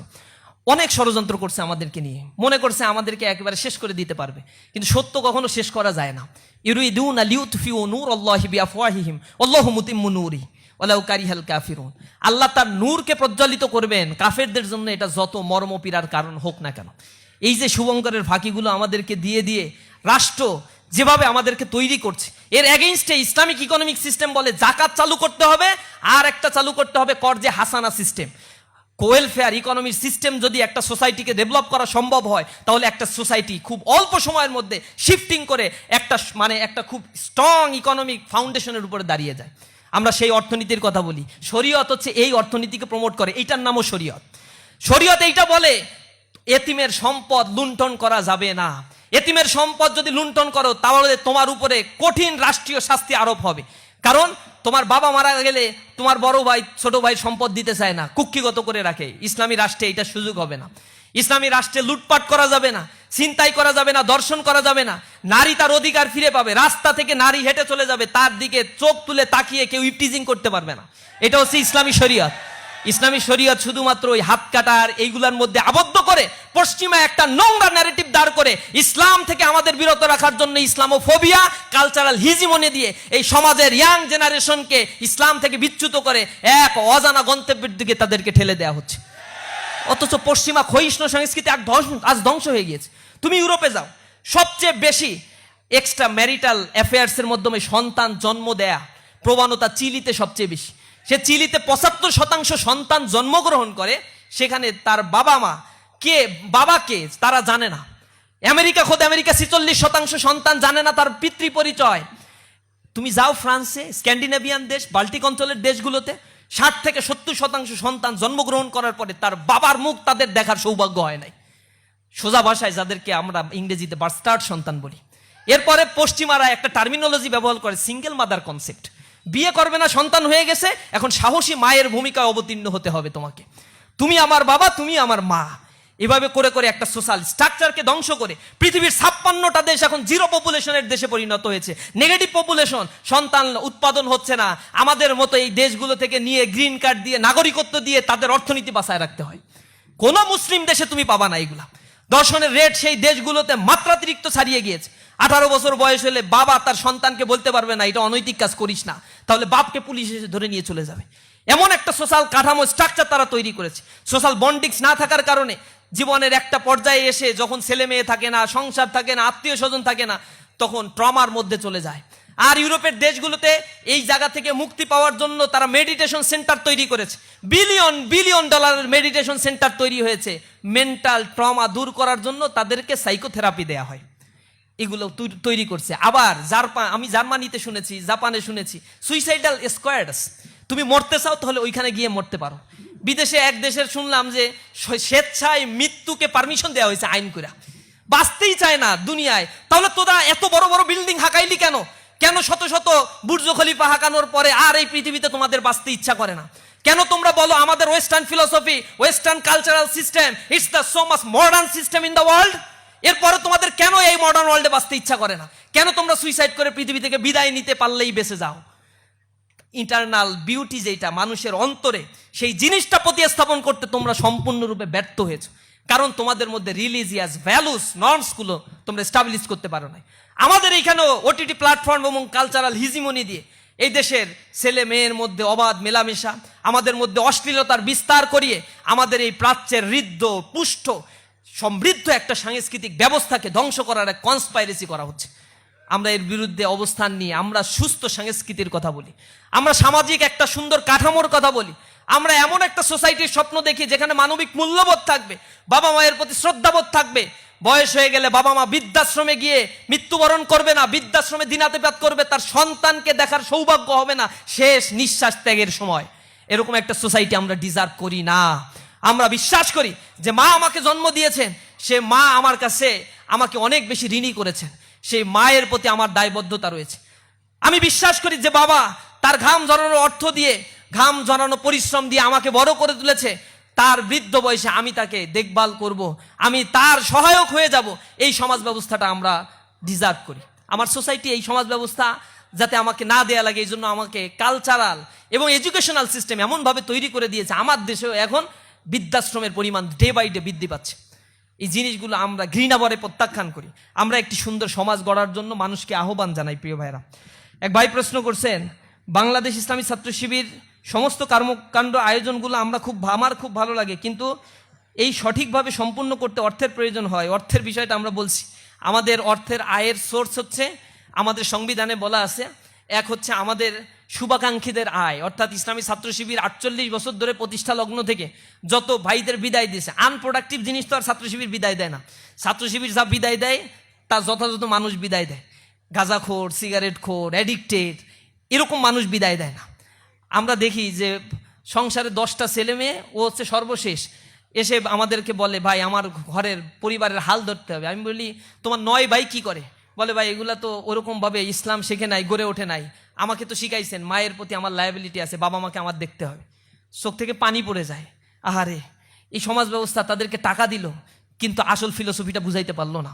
তা আমরা ইসলামী ছাত্র শিবির যে মানুষগুলোকে তৈরি করি, এই মানুষগুলো এই ছাত্র শিবির থেকে যা নেয়, সবাই শুধু দেয় ছাত্র শিবির থেকে, মানে এখানে আসার পরে সব কিছু ত্যাগ করে এই সংগঠনটা তাকে করতে হয়, টাকা দিতে হয়, সময় দিতে হয়, নিজেকে তৈরি করতে হয়। ছাত্র শিবির তো কোনো বিল্ডিং না যে এখানে কোনো কিছু জমা করে রাখা যাবে। এটা হচ্ছে একটা মানুষের combination of some sorts of people. এই মানুষগুলোকে ইসলামী ছাত্র শিবির দক্ষতা সম্পন্ন করে গড়ে তোলে। কম্পিউটার স্কিল, ভাষাগত দক্ষতা, একাডেমিক এক্সিলেন্সি, এই সব কিছু দিয়ে রেজাল্টের প্রতি আমরা প্রতি মাসে তদারকি করি। লেখাপড়া করছো কিনা, রিপোর্ট পেশ করো, কয় ঘন্টা পড়ছো, কয় ঘন্টা পড়া উচিত। সিনিয়র ভাইয়েরা জুনিয়র ভাইদেরকে তদারকি করে। বিদেশে হায়ার স্টাডি করতে যাবা, আলহামদুলিল্লাহ পৃথিবীর সব দেশে ইসলামী ছাত্র শিবিরের ভাইয়েরা এখন হাজার হাজার ভাইয়েরা, লক্ষ লক্ষ ভাইয়েরা এখন হায়ার স্টাডি করছে। বিভিন্ন ইউনিভার্সিটিতে প্রফেসরের দায়িত্ব, বড় বড় প্রতিষ্ঠানগুলোতে জব করছে। তারা সংগঠনের প্রতি লায়াবল থাকে। তারা এমন না এই সংগঠন করতে আসছে লুটপাট করার জন্য, চাঁদাবাজি করার জন্য, এরপরে এখান থেকে টেন্ডারবাজি করার জন্য, টেম্পো স্ট্যান্ড দখলের জন্য। এই কাজ তো ইসলামী ছাত্র শিবিরে এসে করা যায় না। তো ইসলামী ছাত্র শিবির কি কারণে করতে আসে? নিজেকে তৈরি করার জন্য করতে আসে। তৈরি করার পরে ছাত্র শিবিরের প্রতি তার দায়বদ্ধতা থেকে নিজ থেকে তারা এখানে ফান্ডিং করে। আর এই ফান্ডিংয়ের পাই টু পাই হিসাব ইসলামী ছাত্র শিবির রাখে। এবং আমরা এই টাকা লুটপাট করে তো আমরা ব্যাংক ব্যালেন্স বানাই না, আমরা আবার গাড়ি বাড়ি তৈরি করি না। প্রতিটা টাকার হিসাব আবার আমাদেরকে দিতে হয়। এইখানে আরেকটা বড় সিস্টেম হচ্ছে, আমি সভাপতি যদি হই, আমি কোনো টাকা আয় করতে পারবো, ব্যয় করতে পারবো না। মানে আমার হাত দিয়ে ব্যয় করতে পারবো না। আমার একজন আলাদা কোষাধ্যক্ষ থাকবে বা সেক্রেটারি থাকবে, তিনি এইটা ব্যয় করবেন আর তিনি রিপোর্ট তৈরি করবেন। একা একা কোনো কিছুই করার সুযোগ নাই। সব ক্ষমতা আমার আছে ব্যয় করার, কিন্তু অর্ডার দেওয়ার ক্ষমতা আছে, হাত দিয়ে খরচ করার কোনো সুযোগ নাই। আবার যার হাতে টাকা থাকে, সিস্টেমটা হচ্ছে সে নিজের মতো করে কোনো খরচও করতে পারবে না, অর্ডারও দিতে পারবে না। অর্ডার শুধু তালিম করবে আর হিসাব রাখবে সে। এগুলো হচ্ছে সিস্টেমের মধ্য দিয়ে চলার কারণে স্বচ্ছতা, ট্রান্সপারেন্সিটা আমরা যথাযথভাবে শতভাগ মেনটেন করি। আর আমাদের জনশক্তি যারা থাকে, ছাত্র বয়সেই আমরা শিখাই, তুমি যা ইনকাম করো তার একটা অংশ ইসলামের জন্য তুমি দান করে দাও, সংগঠনের জন্য দান করো। এই দান করার প্রবণতা থেকেই ইসলামী ছাত্র শিবিরের এইখান থেকে একটা ফান্ডিং হয়। আর একটা জানেন, ইসলামী ছাত্র শিবিরের জনশক্তি যারা মেধাবী হয়, তারা বই খাতা লেখে, তারা অনেক সুন্দর সুন্দর স্টিকার কার্ড করে। আমাদের অনেক প্রকাশনা আছে আলহামদুলিল্লাহ। এখানে যদি স্টল দিয়ে থাকে দেখবেন, শত শত গবেষণা বই আমরা তৈরি করে ফেলছি। এই বইগুলো আমরা বিক্রি করি, বুক ফেয়ারে বিক্রি করি, আমাদের কোনো আয়োজন হইলে এগুলো বিক্রি করি। এগুলো বিক্রি করে কিছু মুনাফা হয় আমাদের, ওই মুনাফাটা আমাদের আয়ের একটা উৎস। এরপরে আমাদের কিছু পত্রিকা আছে রেগুলার, আমরা পত্রিকাগুলো বের করি। এই পত্রিকাগুলো বিক্রি করে কিছু টাকা পয়সা আমরা পাই, ওই টাকাগুলো আমরা আয়ের উৎস হিসেবে রাখি। এই টাকা পয়সা দিয়ে আল্লাহ রাব্বুল আলামিন বরকত দেয় অল্প টাকায়। এদিক ওদিক খরচ করা লাগে না, তো নিজেদের বিদেশে টাকা পাচার করা লাগে না সুইস ব্যাংকে। এ কারণে সব টাকা আল্লাহ রাব্বুল আলামিন বরকত ঢেলে দেয়। তো এগুলো নিয়ে অনেকে আবার টেনশন করে, এত টাকা পায় কই। নিজেদের তো কেউ সাবেক তো তাদেরও অনেক আছে, কিন্তু কেউ ফান্ডিং করতে চায় না। 1 টাকা ফান্ডিং করলে চিন্তা করে আমার প্রমোশনের জন্য তুমি কি করবা, আমার জন্য তুমি একটা স্লোগান দেবা কিনা, তাইলে টাকা দেবো। এই রাজনীতি ইসলামী ছাত্র শিবিরে চলে না। কোনো ভাইয়ের রাজনীতি, কোনো দাদার রাজনীতি, চাচার রাজনীতি ইসলামী ছাত্র শিবিরে চলে না। বিধায় এই সংগঠনটা এত পরিশীলিত এবং এটা থাকবে কিয়ামত পর্যন্ত ইনশাআল্লাহ। এক ভাই প্রশ্ন করছেন, সুন্দর বাংলাদেশ গঠনে ইসলামী ছাত্র শিবিরের পদক্ষেপ ভূমিকা কি? আমাদের স্লোগানটাই হচ্ছে সমৃদ্ধ সুন্দর একটি বাংলাদেশ গড়তে আমরা কতগুলো ক্রাইটেরিয়া ফলো করব, সৎ, দক্ষ আর দেশপ্রেমিক নাগরিক তৈরি করব। আমরা মনে করি যদি কারো ভিতরে সততা থাকে কিন্তু দক্ষতা না থাকে, এই সততা ভ্যালুলেস হয়ে যায়। সততা আছে কিন্তু ব্যবহার করার জায়গা নাই। আমরা দ্বিতীয়ত বলছি তোমার ভিতরে দক্ষতাও গড়ে তুলতে হবে। আর দক্ষতা আছে, সততা আছে, বিদেশে গিয়ে কাজ করতেছি, অনেক টাকার মালিক হয়ে যাচ্ছি। ইসলামী ছাত্র শিবির লাস্ট বলছে দেশপ্রেম তোমার ভিতরে থাকতে হবে। এ দেশ তোমার প্রতি অনেক টাকা খরচ করছে, তুমি ইউনিভার্সিটিতে পড়ো, তোমরা এখানে মাদ্রাসায় যারা পড়ছো, এভারেজে প্রতি বছর 10,000 টাকা করে গভর্নমেন্ট তোমার পিছনে খরচ করে। তুমি স্কুলে পড়াশোনা করলে 25,000 টাকা করে এভারেজে গভর্নমেন্ট তোমার পিছনে খরচ করে। আর তুমি যদি ক্যাডেট কলেজে পড়ে থাকো, এভারেজে 1,35,000 টাকা করে পার ইয়ার তোমার পিছনে গভর্নমেন্ট খরচ করে থাকে। মাদ্রাসার ছাত্ররা একটু বৈষম্যের শিকার, এর বিরুদ্ধে কথা বলতে হবে। মাদ্রাসা যারা আছে কথা বলতে হবে। এই রাষ্ট্র আমার সমান অধিকার নিশ্চিত করতে 100% ব্যর্থ হয়েছে। শুধু মুখে মুখে বুলি আউলাইলেই হবে না। এ রাষ্ট্রের সংবিধান আমাকে যে রাইটস দিয়েছে, সেই রাইটস আমাকে বুঝিয়ে দিতে হবে। এবং বুঝে নেয়ার প্রজন্মটাই হচ্ছে জেনারেশন জেন জেড। এই প্রজন্ম তাদের অধিকার বুঝে নেবে ইনশাআল্লাহ। সুতরাং এই রাষ্ট্র আমার জন্য যে খরচগুলো করে, এটা আমার লায়াবিলিটি তো রাষ্ট্রের প্রতি থাকতে হবে। আমরা সেই দেশপ্রেম গড়ে তুলি। এবং স্বাধীনতার পরে এই বাংলাদেশকে নিয়ে যদি কোনো ভাবনা করা কোনো রাষ্ট্র, ইসলামী দল থাকে, ইসলামী ছাত্র সংগঠন থাকে, সেটা হচ্ছে ইসলামী ছাত্র শিবির।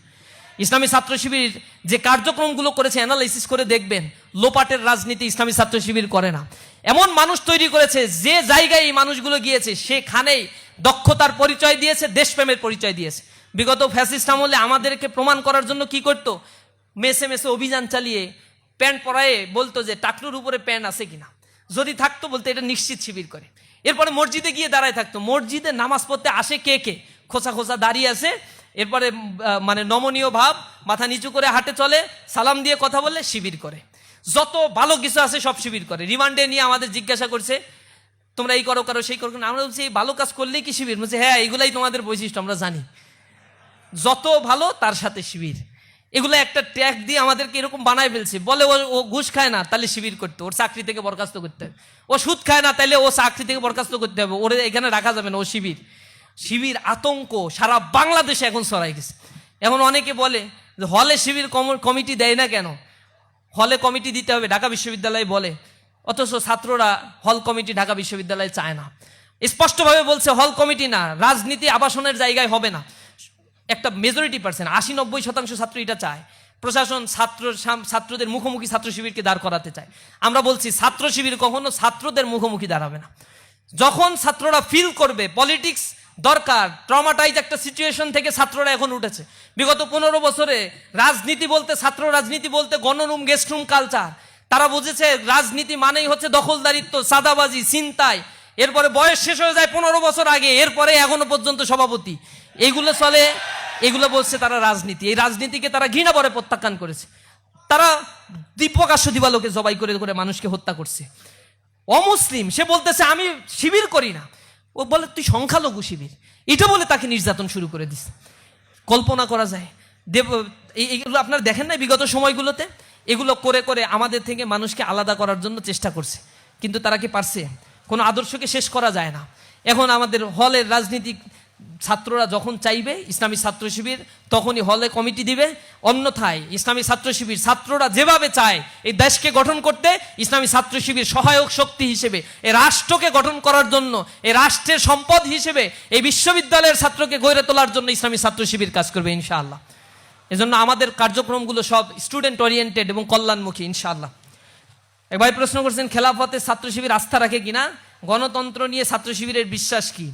খেলাফত আর গণতন্ত্র পাশাপাশি দাঁড় করানোর কোনো কারণ নাই। ইসলামী ছাত্র শিবির খেলাফতে বিশ্বাস করে এবং খেলাফত ব্যবস্থা সম্বন্ধে যে নেগেটিভ ট্রমা ছড়ানো হয়েছে, এর ব্যাপারে ইসলামী রাষ্ট্র কাঠামো কেমন হবে এই নিয়ে লক্ষ লক্ষ বই রচনা হয়ে গেছে।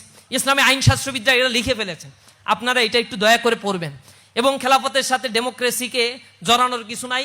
খেলাফত একটা বিশ্ব ব্যবস্থাপনা, এটা রাষ্ট্র, একটা সমাজ ব্যবস্থাপনা। কিন্তু ডেমোক্রেসি এটাকে আমরা কোনো মতবাদ মনে করি না, এটা নির্বাচনের একটা প্রক্রিয়া মনে করি। শুধু নির্বাচনের সময় এক এক দেশে ডেমোক্রেসির এক এক রকম ফর্ম আছে। বাংলাদেশে এক ধরনের ফরমেশন, পৃথিবীর 96টা দেশে পিআর সিস্টেমে নির্বাচন হয়। কোথাও শুধু প্রেসিডেন্সিয়াল ইলেকশন সিস্টেম, কোথাও দ্বিকক্ষ বিশিষ্ট সিস্টেম, কোথাও লোকসভা বিধানসভা, এরকম বিভিন্ন সিস্টেমে ডেমোক্রেসি আছে পৃথিবীতে। এগুলো নির্বাচন একটা প্রক্রিয়া ছাড়া আমরা ডেমোক্রেসিকে আর কোনো কিছুই মনে করতে রাজি না। এটা কোনো মতবাদ বা মতাদর্শ হিসেবে আমরা এটাকে মানতে রাজি না। সুতরাং মানে এই ডেমোক্রেসির সাথে এইটাকে মিলানোর কোনো সুযোগ নাই। ডেমোক্রেসির সব জিনিসগুলো খারাপ না, ইসলামে অনেক বিষয়গুলো এখানে অ্যাকসেপ্ট করা হয়েছে। ইসলামে নির্বাচনের সুনির্দিষ্ট কোনো পন্থা আল্লাহ রাসূল বাতলে দিয়ে যান নাই। এ কারণে পরবর্তীতে মানে যারা ওলিয়া আহাদ যারা ছিলেন অথবা হচ্ছে আহলে রায় যারা ছিলেন, তারা এগুলো সুনির্দিষ্ট করে গিয়েছেন বিভিন্নভাবে নির্বাচনের প্রক্রিয়া কেমন হতে পারে। সেগুলো কিছু কিছু ক্ষেত্রে ডেমোক্রেসির সাথে আদর্শিকভাবে সাংঘর্ষিক কিছু বিষয় আছে, কিছু বিষয় আছে এগুলো অ্যাকসেপ্টেন্সি। যেমন বলা হয় ডেমোক্রেসির মাধ্যমে আল্লাহ হবেন, ডেমোক্রেসিতে বলা হয় জনগণ সর্বময় ক্ষমতার মালিক। আমরা বিশ্বাস করি না, জনগণ কোনোদিন ক্ষমতার মালিক হইতে পারে না। জনগণ আল্লাহ রব্বুল আলমিনের পক্ষ থেকে খেলাফতের দায়িত্বপ্রাপ্ত একজন ব্যক্তি, এবং দুনিয়াতে এই খেলাফতের দায়িত্ব আল্লাহ রব্বুল আলমিন তাকে দিয়েছেন। আল্লাহ রব্বুল আলমিনের যে ক্ষমতা, এই ক্ষমতাগুলো সার্বভৌম ক্ষমতা জনগণের মাধ্যমে আল্লাহ বাস্তবায়ন করিয়ে থাকেন। এ কারণে আমরা মনে করি, আমরা যদি রাষ্ট্র ক্ষমতায় যাই, ইসলামিস্টরা মনে করে যে রাষ্ট্র ক্ষমতায় গেলে আমরা হব রাষ্ট্রের খাদেম, সেবক, আমরা রাষ্ট্রের মালিক হব না। রাষ্ট্রের মালিক আমরা হয়ে রাষ্ট্র থেকে লুটপাট করব না, রাষ্ট্রের খাদেম হব, জনগণের সেবক হয়ে আমরা কাজ করব। আমাদের অনেক জবাবদিহিতার জায়গা সেখানে থাকতে হবে। আর যারা মনে করে আমরা মানে রাষ্ট্রের মালিক, তারা তো ক্ষমতায় গেলে নিজেদেরকে রাষ্ট্রের বলে না, আমার বাপ স্বাধীন করছে রাষ্ট্র, এটা হচ্ছে আমার বাপের দেশ, ওই বাপের মুল্লুক বানিয়ে নিয়েছে তারা, এবং যা ইচ্ছা তাই করছে এই রাষ্ট্রের মধ্যে। সুতরাং ওই সিনারিও ইসলাম পছন্দ করে না। ইসলামের আহলুল হাল্লি ওয়াল আকদ আর ওলিয়া আহাদের সিস্টেম রয়েছে, মজলিসে শুরার সিস্টেম, এগুলো বিস্তর আলোচনা, এগুলো নিয়ে সেমিনার হলে কোনোদিন হয়তো আপনাদের সাথে আলোচনা করা যাবে। আপনারা ইউনিভার্সিটিতে পড়েন, বিস্তর পড়াশোনা করবেন আপনারা ইনশাআল্লাহ। জুলাই বিপ্লবের পর তো কথা ছিল বিশ্ববিদ্যালয়, স্কুল, কলেজগুলোতে রাজনীতি বন্ধ হবে, কিন্তু এখন পর্যন্ত অর্থাৎ 1 বছরও এটি বন্ধ না হওয়ার কারণ কি, এবং রাজনীতি ক্যাম্পাসগুলোতে আসলে প্রয়োজন আছে কিনা? শিবির কিভাবে লেজুর ভিত্তি ছাত্র সংগঠন না? দেখেন, লেজুর ভিত্তি বলতে আসলে কি বোঝায় এর কোনো সংজ্ঞায়ন, ডেফিনেশন কারো কাছে নাই। আমরা লেজুর ভিত্তিক রাজনীতি বলতে যেটা বুঝি, মাদার পার্টির পারপাস সার্ভ করা যাবে না ক্যাম্পাসগুলোতে। যেমন অমুক ভাইয়ের শাহাদাত, মানে ওই যে দেশে প্রত্যাবর্তন দিবস, অমুকের মানে মৃত্যুবার্ষিকী, তাই আমার ক্যাম্পাসে পোস্টারের পর পোস্টার করে জোরপূর্বক কাউকে নিয়ে এসে আলোচনা সবাই থাকতে হবে, এই কালচার আমরা অ্যাবলিশ করে দিতে চাই। ক্যাম্পাসগুলোতে হবে ছাত্র বান্ধব কার্যক্রম। এরপরে মাদার পার্টির বড় প্রোগ্রাম হবে, সেখান থেকে জোরপূর্বক সব ছাত্রদেরকে নিয়ে যাওয়া হবে হল থেকে ভর্তি করে মিছিলে স্লোগান দেওয়ার জন্য। এইটা আমরা বিশ্বাস করতে চাই না। ক্যাম্পাসে ছাত্ররা ক্যাম্পাস পলিটিক্স করবে, ক্যাম্পাসে ছাত্ররা ছাত্রদের অধিকার আদায় নিয়ে কাজ করবে। আমরা মনে করি ক্যাম্পাসের রাজনীতি অবশ্যই থাকা উচিত, কারণ রাজনীতি না থাকলে জাতীয় পর্যায়ে নেতৃত্ব থেকে রাষ্ট্র বঞ্চিত হবে। আর আমরা আরো বিশ্বাস করি প্রতিটা বিশ্ববিদ্যালয়ে ছাত্র ইউনিয়ন চালু থাকা উচিত, কারণ ছাত্র ইউনিয়ন চালু থাকলে জাতীয় নেতৃত্ব, ছাত্ররা নিজেদের মধ্য থেকে সবচেয়ে কোয়ালিফাইড লিডারশিপ তারা গ্রো আপ করতে পারে, ন্যাশনাল লিডারশিপের ক্ষেত্রে, ন্যাশনাল পলিটিক্সের ক্ষেত্রে যারা কন্ট্রিবিউশন রাখতে পারবে। সুতরাং পলিটিক্স বা পলিসি মেকিংয়ের ক্ষেত্রে অবশ্যই আমাদেরকে ইউনিভার্সিটির ক্ষেত্রে সজাগ থাকা উচিত। এই যে ডিপলিটিসাইজ সিস্টেমগুলো কখনোই ভালো কিছু বয়ে আনে না, কারণ আপনি রাষ্ট্রের অংশ আর রাষ্ট্র চালায় পলিটিক্যাল পার্টিগুলো। সুতরাং পলিটিক্যাল পার্টিতে কারা ইনক্লুড হবে, তারা যদি ছাত্র বয়স থেকে সচেতন না হয়, গড়ে উঠতে না পারে, নিজেকে তৈরি করতে না পারে, তাহলে একটা রাষ্ট্র অনেক বিষয় থেকে বঞ্চিত হয়। এজন্য পলিটিক্স প্রয়োজন আছে। ছাত্র শিবির না থাকলে হয়তো এরকম প্রোগ্রামগুলো বা আরও অনেক বুদ্ধিভিত্তিক কাজ ইসলামী ছাত্র শিবির করে, এগুলোর থেকে ছাত্র সমাজ অনেক বেশি বঞ্চিত হতো। আর হচ্ছে বিপ্লবের পরে ছাত্র রাজনীতি বন্ধ হওয়ার কথা ছিল, বিভিন্ন ইউনিভার্সিটিতে তারা প্রতিক্রিয়া জানিয়েছে, বন্ধ হয়েছে, আমরা তাদের প্রতি রেসপেক্ট জানাই। আমরা শুরুতেই আগেই বলেছি, একটা ট্রমাটাইজ সিচুয়েশন থেকে ছাত্ররা উদ্ধার পেয়েছে। পলিটিক্সের প্রতি ভালো আকর্ষণ তৈরি করার জন্য সকল ছাত্র সংগঠন করে ভালো কাজগুলো করে দেখাতে হবে। এবং আমরা বলছি রাজনীতির ক্ষেত্র হবে ক্যাম্পাস, আর সেখানে হবে মার্কেট প্লেস অফ ভ্যালুস, অর্থাৎ প্রত্যেকেই প্রত্যেকের আদর্শের কথাগুলো এজেন্ডা নিয়ে কথা বলবে। এমন হবে না আমি এখানে দাঁড়িয়ে 20 মিনিট কথা বললাম, তার 19 মিনিটই বললাম আর একটা দলের গিবত, আর একটা দলের মন্দ চর্চা নিয়ে কথাবার্তা বলা, এটা যেন না হয়। আমার নিজস্ব একটা এজেন্ডা তো থাকবে, আমি আমার এজেন্ডা নিয়ে ছাত্রদের মাঝে কথা বলবো, ছাত্ররা অ্যাকসেপ্ট করবে অথবা রিজেক্ট করে দিবে। অ্যাকসেপ্ট করলে আলহামদুলিল্লাহ তুমি আসো, রিজেক্ট করলে আলহামদুলিল্লাহ তুমি তোমার স্বাধীন চেতা মনোভাব তুমি প্রদর্শন করো। এই জিনিসগুলো আমরা ওয়েল উইশ এবং ওয়েল ইনভাইট করি তাদেরকে। ক্যাম্পাসগুলোতে জোরপূর্বক আর রাজনীতি করতেই হবে, না করলে ধরে নিয়ে যাওয়া, খাবার বন্ধ করে দেওয়া, এরপরে হচ্ছে টর্চার সেল তৈরি করে তাদেরকে টর্চার করা। এই রাজনীতি 5 আগস্টের পরে এগুলোর কবর রচনা হয়ে গেছে। এগুলো আবার পুনরাবৃত্তি যদি কেউ করতে চায়, তাদের দশা একই হবে। তো একজন তো দিল্লি গিয়ে পালিয়ে জায়গা পাইছে, আর অন্যদের তো আবার অন্য জায়গায় যাওয়ারও অনেক জায়গা থাকবে না। এজন্য সতর্ক হইতে হবে, সেটা আমরা বা অন্য কেউ যেই করুক না কেন, চোখে চোখ রেখে কেউ অন্যায় করলে দেখিয়ে দিবেন। ইসলামী ছাত্র শিবির করছে এই জন্য বলা যাবে না, এনাই বেনাই বলতে হবে না। ইসলামী ছাত্র শিবির ওপেন সব কিছুর ক্ষেত্রে। বিশ্ববিদ্যালয়কে বলবেন, বিশ্ববিদ্যালয় না শুনলে কেন্দ্রের কাছে মেইল করার অবারিত সুযোগ আছে। আমরা বলি পরামর্শ দাও, অভিযোগ থাকলে অভিযোগ দাও, আমরা ব্যবস্থা নিব। ইসলামী ছাত্র শিবির তার জনশক্তিদেরকে তৈরি করে আদর্শিকভাবে। আমরা বিশ্বাস করি একটা সমাজ ব্যবস্থা আদর্শের ভিত্তির উপরে গড়ে উঠলে সেই সমাজ ব্যবস্থাটা টিকে যায়। ইনশাআল্লাহ আমরা সেই সমাজ ব্যবস্থা গড়ে তুলতে পারবো। সর্বোপরি আপনাদের জন্য আল্লাহ রাব্বুল আলামিনের কাছে দোয়া করি, আপনাদের চমৎকার একটি ভবিষ্যৎ, চমৎকার একটি জার্নি যে বিশ্ববিদ্যালয় আপনারা শুরু করেছেন, এইটা হচ্ছে বিশ্ববিদ্যালয় ইউনিভার্সাল একটা জায়গা, ইউনিভার্সাল এক্সপেরিয়েন্স আপনারা এখানে গ্যাদার করতে পারবেন। ফার্স্ট ইয়ারে আপনারা ভর্তি হয়েছেন, এইখান থেকেই নিজেদের ভালো একটা রেজাল্ট করার জন্য কম্পিটিশন করেন। বন্ধু বান্ধবদের মধ্যে একটা প্রবণতা, আমি জানি না চিটাগাং ইউনিভার্সিটিতে আছে কিনা, আমিও প্রায় 3-4টে বিশ্ববিদ্যালয়ে পড়ার সুযোগ হয়েছে। সেই বিশ্ববিদ্যালয়ে 3টা বিশ্ববিদ্যালয়ে পড়ছি, সেখানে দেখছি যে ফার্স্ট ইয়ারে ছাত্র ভর্তি হওয়ার পরে চিন্তা করে আমি মানে নোট করব, আর কাউরে দেবো না, আমি ফার্স্ট হব, কারণ ফার্স্ট হলে ইউনিভার্সিটি টিচার হওয়া যায়। এরপরে সিনিয়রদের সাথে খুব ভালো সম্পর্ক করে নোটপাতি নিয়ে আসে, আর একজনকে বলে না। ফার্স্ট ইয়ারের ফার্স্ট টার্ম যাওয়ার পরে যখন দেখে রেজাল্ট পিছনের দিকে, তখন আস্তে আস্তে ওপেন মাইন্ডেড হওয়ার চেষ্টা করে। এর আগ পর্যন্ত সবাই আসলে ফার্স্ট ক্লাস ফার্স্ট হইতে চায়, এটা দোষের কিছু না। First year first term, first year second term খুবই ক্রুশিয়াল। এখানে ভালো রেজাল্ট করলে বাকি 3 বছর অটোমেটিক্যালি ভালো রেজাল্ট হয়ে যায় আপনাদের। এ কারণে এই সময়টাতে র্যাক দিয়ে ডেকে নিয়ে যাচ্ছে, এরপরে খেলার মাঠে নিয়ে গিয়ে ওই আমাদের ওই যে কিটস বহন করাইতো, এগুলো থেকে বিরত থাকবেন দয়া করে। খেলাধুলা, এরপরে র্যাগের নামে র্যাগটাকে, এগুলো তো এখন আর বাংলাদেশে না, এগুলো সাস্টেইন করে না, উঠে গেছে। সময়কে ব্যয় করবেন না। ফার্স্ট ইয়ারের ছাত্ররা প্রচুর পড়াশোনা করবেন, ফার্স্ট ইয়ারটা রেস্ট ইয়ার হিসেবে কাটাবেন না, সেকেন্ড ইয়ার ডোন্ট কেয়ার বলে কাটাবেন না। তাহলে এমন হবে যে অনার্স শেষ হয়ে যাবে কিন্তু 4-5টা সাবজেক্ট এখনো বাকি আছে, এই কারণে অনার্স শেষ হয়নি, অলরেডি 10 বছর পার হয়ে গেছে। এরকম হলে কিন্তু হল থেকে বের করে দিবে, এরকম হলে কিন্তু বিশ্ববিদ্যালয়ের ছাত্ররা আপনাকে অ্যাকসেপ্ট করবে না। এখানে আদুবাই হওয়ার কোনো সুযোগ নাই, রেগুলার ছাত্র হিসেবে বের হয়ে যেতে হবে। এখন কম্পিটিশন অনেক বেশি। এই বিশ্ববিদ্যালয়ে পাশ করার পরে আপনাকে আবার যদি বিসিএস ক্যাডার হইতে চান 4 বছর আবার পড়াশোনা করতে হবে। আমার দেশের এই যে কি সিস্টেম, আমার মাথায় ঢোকে না। আমি চায়নায় দেখছি সেখানে কর্মমুখী শিক্ষা, কত ছাত্র লাগবে ওই ইন্ডাস্ট্রিতে সেটার একটা আইন করা, এবং তুমি কোন ইউনিভার্সিটি থেকে ছাত্র হায়ার করবা ওই ইন্ডাস্ট্রিকে বলে দেয়া যে ওই ইউনিভার্সিটি থেকে তুমি ছাত্র হায়ার করবা, ওই ইউনিভার্সিটিকে ওই ইন্ডাস্ট্রি ক্রাইটেরিয়া দেয়, এই ক্রাইটেরিয়ায় ছাত্রকে তুমি তৈরি করো, এর মধ্যে থেকে বাছাই করে আমার ইন্ডাস্ট্রিতে, তারপরে আমি নিব তাদেরকে। এইভাবে করে একটা সোসাইটি গড়ে ওঠে। চায়নার কথা এর আগে ওই যে ইব্রাহিম রনি আলোচনার ভিতরে বলছেন, চায়না আমি তো সফর করে গিয়ে 10 দিন রাষ্ট্রীয় সফরে আমাকে নিয়ে গেছে, দেখাইছে তাদের ইন্ডাস্ট্রি। গুয়াংজুতে নিয়ে গিয়েছে, তারপরে হচ্ছে বেইজিং শহরে নিয়ে গিয়েছে, এরপরে সাংহাইতে নিয়ে গিয়েছে, সাংহাই সবচেয়ে বড় যে টলেস্ট টাওয়ার, সেখানে তারা গুয়াংপু, এরপরে হংকং, ম্যাকাও, এই ছোট্ট একটা এরিয়ায় তারা গ্রেটার বে এরিয়া তৈরি করেছে। গ্রেটার বে এরিয়ার এখন ইকোনমিক ভ্যালু হচ্ছে $2.2 ট্রিলিয়ন। ঢাকা সিটির মতো একটা ছোট্ট এরিয়া, যার ইকোনমি পৃথিবীর অনেক দেশের অর্থনীতির চাইতে অনেক বড়। এর টার্গেট করেছে আগামী 2-3 বছরের ব্যবধানে এই গ্রেটার বে এরিয়ার ইকোনমিক ভ্যালু হবে $4.4 ট্রিলিয়ন। Can you imagine?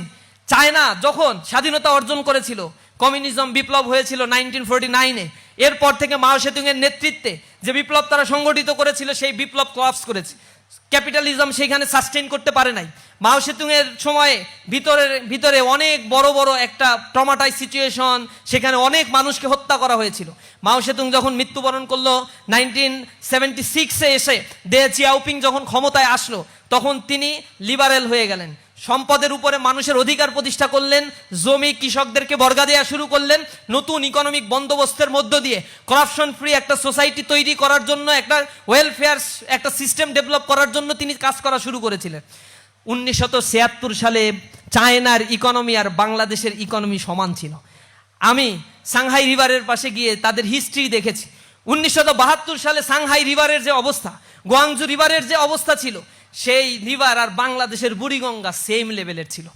কিছু কিছু ক্ষেত্রে বাংলাদেশের বুড়িগঙ্গা আরো ভালো ছিল। আর সেই গুয়াংজু রিভারের পাশে, সাংহাই রিভারের পাশে তারা যে বিশাল দৃষ্টিনন্দন স্থাপনা তারা তৈরি করেছে, আর বাংলাদেশের বুড়িগঙ্গাই আছে। কপাল খারাপ, এদেশে শাসক নাই। কপাল খারাপ, এদেশের একটা সুষ্ঠু নির্বাচন পদ্ধতি এদেশের রাজনীতিবিদরা এখনো পর্যন্ত এ তরুণ প্রজন্মের হাতে দিয়ে যেতে সম্পূর্ণ ব্যর্থ হয়েছে। আমরা ধিক্কার জানাই ওই রাজনীতিবিদদের যারা ক্ষমতার পালা বদলের সাথে সাথে এ জাতিকে এক অনিশ্চিত ভবিষ্যতের দিকে ঠেলে দেয়। আমরা ধিক্কার জানাই ওই রাজনীতিবিদদের যারা বিগত হয়েছে আর যারা এখন পরিচালনা করছে। জাতিকে যদি এখনো অন্ধকারের মধ্যে নিমজ্জিত করা হয়, এ দেশ তো উন্নতির দিকে যেতে পারবে না। উন্নতির দিকে যেতে গেলে তার একটা সাস্টেইনেবিলিটি দরকার। সাস্টেইনেবল ডেভেলপমেন্ট ছাড়া একটা জাতি কখনো গড়ে উঠতে পারে না। আজকে চায়না তার অর্থনীতি এত উপরে নিয়ে গিয়েছে, আমেরিকাতে সে ফাইটিং করে, পৃথিবীর এখন লার্জেস্ট ইকোনমি তৈরি করেছে। খোদ আমেরিকায় $238 ট্রিলিয়ন ইনভেস্ট করে রাখছে এই চায়না। বাংলাদেশে প্রজেক্ট নিয়ে আসে, সে বলে যদি আমাকে অনুমতি দাও তাহলে আমি 5 বছরে টোটাল বাংলাদেশ চেঞ্জ করে ফেলবো।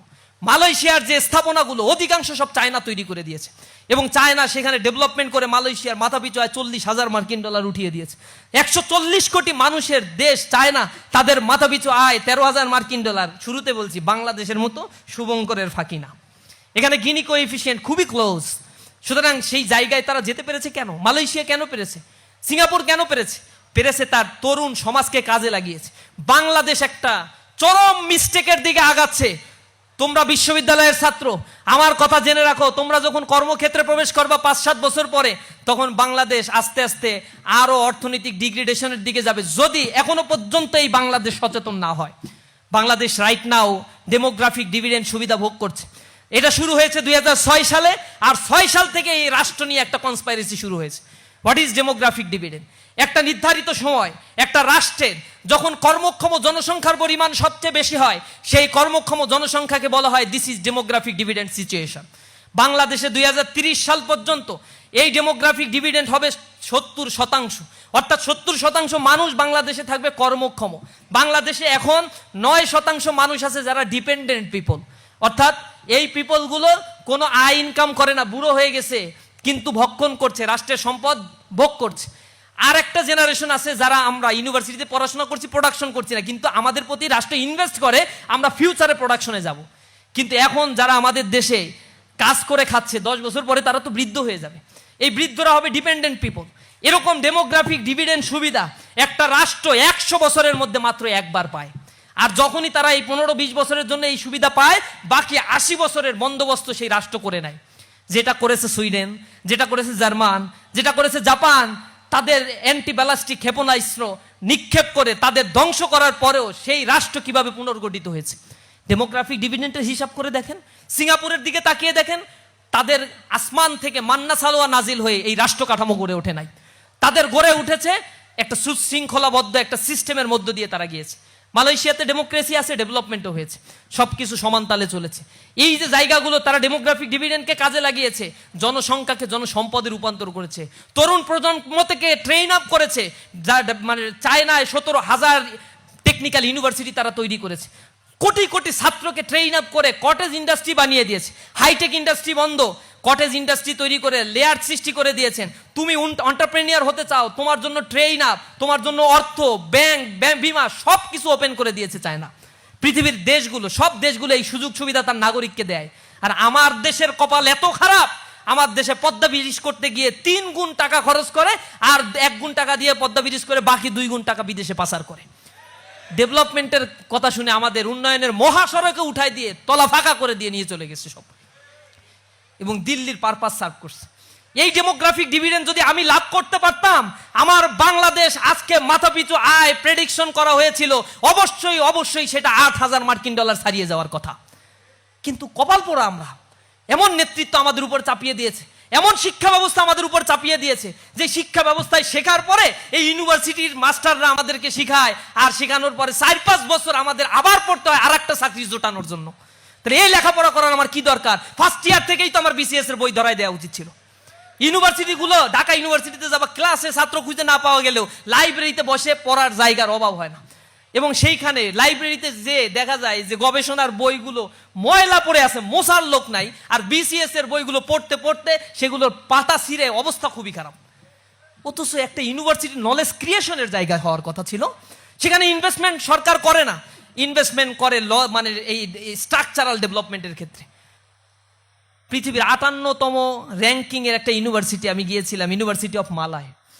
এই জায়গায় গেলে তোমার মনে হবে যে এইটা কেমনে এরকম একটা ইউনিভার্সিটি হয়, স্ট্রাকচারই ঠিক নাই, মানে দেখতে ভালো লাগে না, সূক্ষ্ম শুষ্ক লাইব্রেরিতে গিয়ে তুমি পাগল হয়ে যাবা। সেখানে রিসার্চ হচ্ছে, গবেষণার পর গবেষণা ছাত্ররা করছে। তাদের থাকার জায়গার অ্যাকোমোডেশন আর ফ্যাসিলিটিসের দরকার হয় না। তারা চায় সোসাইটিকে পরিবর্তনের জন্য নিজেদেরকে প্রোডাক্ট হিসেবে তৈরি করতে। আর আমার দেশের বুয়েট থেকে পড়ার পরে 60% স্টুডেন্ট দেশের বাইরে চলে যায়। 60% মেধা ধরেই রাখতে পারে না এই দেশ। তাদের কোনো হুঁশও নাই। তাদের জন্য একটা গবেষণাগার করে দিবে, ইউনিভার্সিটিগুলোতে বরাদ্দ দিবে, ইউনিভার্সিটির টিচারের র্যাঙ্কিং উঠবে গবেষণা খাতে বরাদ্দের উপরে। ইউনিভার্সিটির টিচারদেরকে টার্গেট দিয়ে দিবে, এই পর্যায়ের যদি ফান্ডিং আনতে পারো তাহলে তুমি অ্যাসোসিয়েট প্রফেসর হবে, এছাড়া হইতে পারবা না। আমার টিচাররা আবার আমার কথায় অখুশি হয়। পৃথিবীর বিভিন্ন জায়গাতে এরকমই করে রে ভাই। টিচাররা পলিটিক্স অতিমাত্রায় করে ছাত্রদের উপরে এর একটা নেগেটিভ প্রভাব ফেলে সব জায়গা তারা আজকে বিশৃঙ্খলা সৃষ্টি হচ্ছে। সব টিচার না, একটা বড় অংশের টিচার তো রিসার্চ করছে আলহামদুলিল্লাহ, তবে একটা অংশ কিন্তু এই কাজগুলো করছে। ছাত্ররাও এই জায়গায় গা ভাসিয়ে দিয়ে লেখাপড়া বাদ দিয়ে তুমি যদি তোমাকে গড়ে তুলতে চাও তাহলে তোমার দেশে জেনে রাখো রাইট নাও 40 লক্ষ বেকার আছে। তুমিও কোনোদিন এই খাতায় তোমার নামটাও লেখাইতে বাধ্য হবা। এটাও যদি না লেখাও তাহলে 1 কোটি বাংলাদেশে ডিসগাইজ আনএমপ্লয়েড আছে, অন্তত 1 কোটির কাতারে তোমার নামটা তুমি লেখাইতে পারবা। তুমি প্রত্যাশা করো 20,000 টাকার চাকরি, এই রাষ্ট্র তোমাকে 10,000 টাকার চাকরি তাই সার্কুলার দিয়ে বলবে অনার্স মাস্টার্স পাস, পতিতদশা কোনো বিশ্ববিদ্যালয় থেকে তাও পাস হইতে হবে। নিজের লজ্জা হওয়া উচিত। ইউনিভার্সিটিতে পাশ করে 12,000 টাকার চাকরির জন্য ইউনিভার্সিটি গ্রাজুয়েট সে আবেদন করতে হয়, উদ্যোক্তা হইতে পারে না। এদেশে যে শিক্ষা কমিশন আমাদেরকে গঠন করা হয়েছে স্বাধীনতার পরে, যে শিক্ষা আমাদের উপরে চাপিয়ে দেওয়া হয়েছে, লাঞ্ছনা করা একটা শিক্ষা ব্যবস্থা। এই শিক্ষা ব্যবস্থা সেই ম্যাকলে কমিশন 1843 সালে যে সুপারিশ দিয়েছিল তার আদলে তারা বলেছিল আমরা একটা প্রজন্ম তৈরি করতে চাই, যে প্রজন্ম দেহে মানসিক গড়নে হবে হচ্ছে বাঙালি, আর মনস্তাত্ত্বিকভাবে শিক্ষা দীক্ষায় হবে ব্রিটিশদের দাস। আমরা সেই দাসে পরিণত হয়েছি। আমার বাবা আমি একটা চাকরি করি এটাকে প্রেফার করে, আমি উদ্যোক্তা হই এটাকে প্রেফার করতে চায় না। মনস্তাত্ত্বিকভাবে আমরা এইভাবে তৈরি হয়েছি। এই সিস্টেমকে ভেঙে দিতে না পারলে এই রাষ্ট্র গঠিত হবে না। সবাইকে কে চাকরি দেবে? সরকারি চাকরি 1% দিতে পারে না, ভ্যাকিউম তৈরি হয় না। অথচ 99% ক্ষেত্রে প্রাইভেট জব সৃষ্টি হচ্ছে। সেইখানের জন্য তোমাকে তৈরি করতে হবে। ফার্স্ট ইয়ার থেকে তোমাদের কাছে অনুরোধ জানাই প্রিয় ভাই, শিবির করার দরকার নাই, শিবির করতেও বলি না। এই নবীন বরণ করে তোমাদের কাছে কিছু অনুরোধ আমরা জানাই, কারণ you are the next generation, you are the future of this society, so build yourself for the future better, for the betterment of this country. আল্লাহর রাস্তায় তোমরা নিজেদেরকে একটু তৈরি করো। তোমরা যদি তৈরি হয়ে যাও, হক কথা বলতে শেখো, নিজেদের দক্ষতাকে কাজে লাগাও, আর যদি করাপশন থেকে নিজেদেরকে বাঁচিয়ে রাখতে পারো তাহলে নিঃসন্দেহে এই রাষ্ট্রটা গঠিত হয়ে যাবে। আর ইসলামী ছাত্র শিবির এই সুন্দর একটা রাষ্ট্র গঠনের স্বপ্ন দেখে। আমরা চিন্তা করি এই রাষ্ট্রের উপরে লাল সবুজের পতাকাকে খামচে ধরে আর কোনো শকুন যেন এখান থেকে আমার স্বাধিকার, আমার সার্বভৌমত্বকে আর যেন কেড়ে নিতে না পারে। এজন্য আত্মপ্রত্যয়, স্বনির্ভরশীল হয়ে দক্ষতা সম্পূর্ণ চোখ কান খোলা একটা প্রজন্ম গড়ে উঠতে হবে, যে প্রজন্ম নিজেকে গড়ে তুলবে, এই রাষ্ট্রের পারপাস সার্ভ করবে, এই দেশটাকে ওন করে বুকে হাত দিয়ে বলবে এই দেশ আমার, এই রাষ্ট্র আমার, এই রাষ্ট্রকে গড়ে তোলার দায়িত্ব আমার, আমি আমার দেশকে ভালোবাসি। এই চেতনাটুকু আমরা যখন নিজেদের মধ্যে জাগ্রত করতে পারবো, কোনো হুঙ্কার আমাদেরকে পিছু টান দিয়ে রাখতে পারবে না। আমরা বিশ্বাস করি উষার দুয়ারে হানি আঘাত, আমরা আনিব রাঙা প্রভাত, আমরা টুটাবো তিমির রাত বাধার বিন্ধ্যাচল। আমরা অন্ধকার বিদূরিত করে দিয়ে আলোর প্রস্ফুটিত মশাল হাতে নিয়ে এ জাতিকে জ্ঞানের আলোকে আলোকিত করে সমাজ ব্যবস্থাকে পাল্টে দিয়ে তাক লাগানো একটা উৎকর্ষতা সাধনের ব্রুতি নিয়ে যেন এই পথ চলাকে আমরা সামনে নিয়ে যেতে পারি, সে আহ্বান জানিয়ে আমার কথা শেষ করছি। হাজা মা ইনদি ওয়া ইলমু ইনদাল্লাহ আলাইহি তাওয়াক্কালতু ওয়া ইলাইহি উনীব। আসসালামু আলাইকুম ওয়া রাহমাতুল্লাহ।